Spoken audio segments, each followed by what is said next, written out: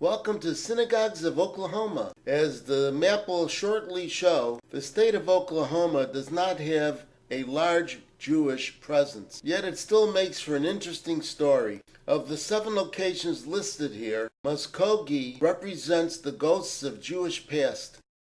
Muskogee has about 39,000 residents and is the 11th largest city in Oklahoma. As this map identifies, it is in the eastern part of the state. Few Jews, if any, still live in this city, but at one time there were enough for 2 synagogues.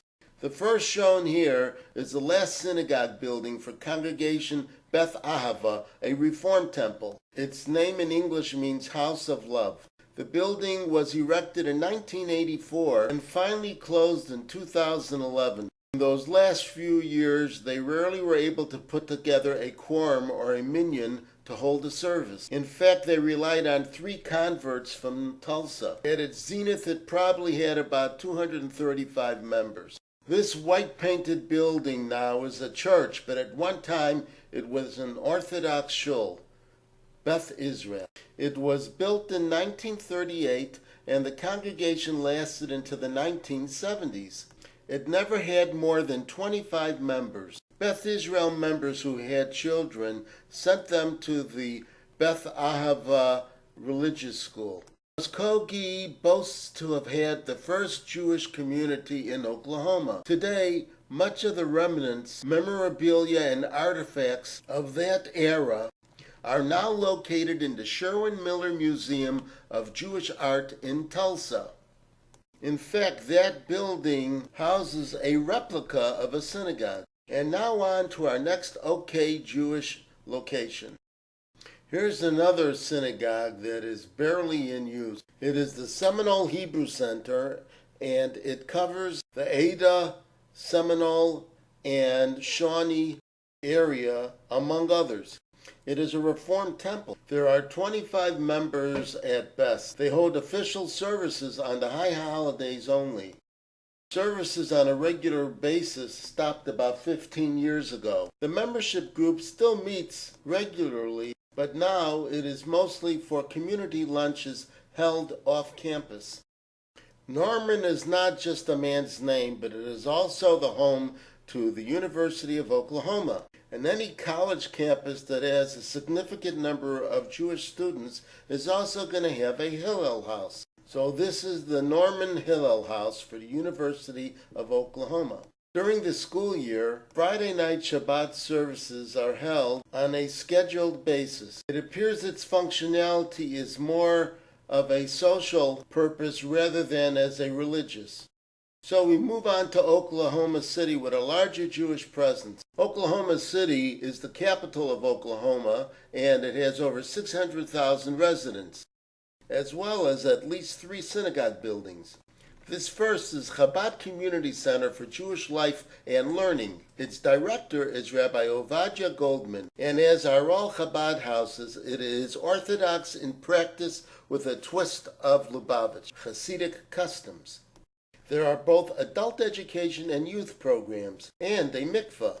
We next turn our attention to Emmanuel Synagogue, a conservative congregation. Its spiritual leader is Abby Jacobson since 2009. The synagogue roots go back to 1890, before the land rush when Oklahoma Territory was open to settlers. When 10 Jews can get together without arguing, they would hold a service. By 1904, there were 22 members, and a congregation was chartered and rented space. A Hebrew school was organized in 1924. In 1991, the congregation became egalitarian and counted women as part of the minyan. This building site was dedicated in 1949. In 1962, a new building sanctuary was added. In 1987, a mikveh. And in 1989, a joint Hebrew school was started with Temple B'nai Israel, the city's Reform congregation. So here's a look at Temple B'nai Israel. It also has a female rabbi, Vered Harris, who became spiritual leader in 2012. Shabbat services are held on Friday evenings and at least once a month on Saturday mornings. This congregation was formed in 1903. By 1925, it had more than 160 member families. Today, it has more than 400 member families. Ground was broken in 1954 for a synagogue at this location. In 1970, a tornado struck and did a lot of damage to the temple, but it was rebuilt. There is a Reformed congregation, Temple Emmanuel, in Ponce City that may or may not be in business anymore. A few short years ago, it had a lay leader who led services at least twice a month, and there was an occasional bar or bar mitzvah celebration. Not much more we can tell you, so we move on to Tulsa. Tulsa is the second largest city in Oklahoma with a population of 400,000, and somewhere in this residential complex is a Chabad house. Its executive director is Rabbi Yehuda Weg, and again, it appeals to those who are looking for a more traditional Jewish practice of customs and obligations. Which brings us next to Congregation B'nai Amunah of Tulsa. It officially organized in 1915. At that time, it was an Orthodox congregation. The current buildings sit on the site of the original structures that were erected in the 1940s. Mark Boone Fitzerman is the rabbi and has been so since 1985. Daniel Shalom Kaiman is associate rabbi. Shabbat services are held on Friday evenings unless a bar or bat mitzvah celebration warrants also a Saturday morning service. The congregation affiliates as Conservative Egalitarian. Our next stop is Temple Israel, a Reformed congregation in Tulsa, and one in which we can take you inside. The congregation was formed in 1914. It currently has about 375 member families. Shabbat services are held on Friday evenings and on selected Saturday mornings. The spiritual leadership is kind of unique in that it is a husband and wife team, Rabbis Karen and Mika Citrin. We mentioned that we can take you inside the building, and we're just about ready to do that.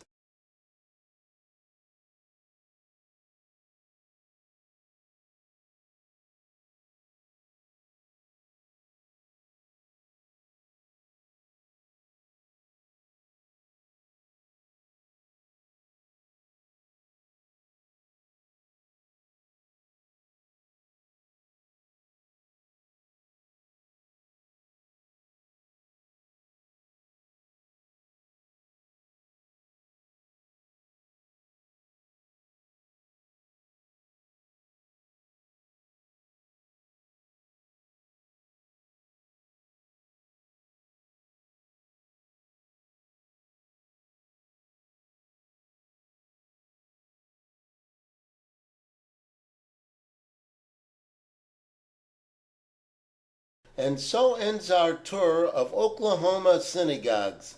Our next state is Pennsylvania. Bye for now. Hope to see you real soon.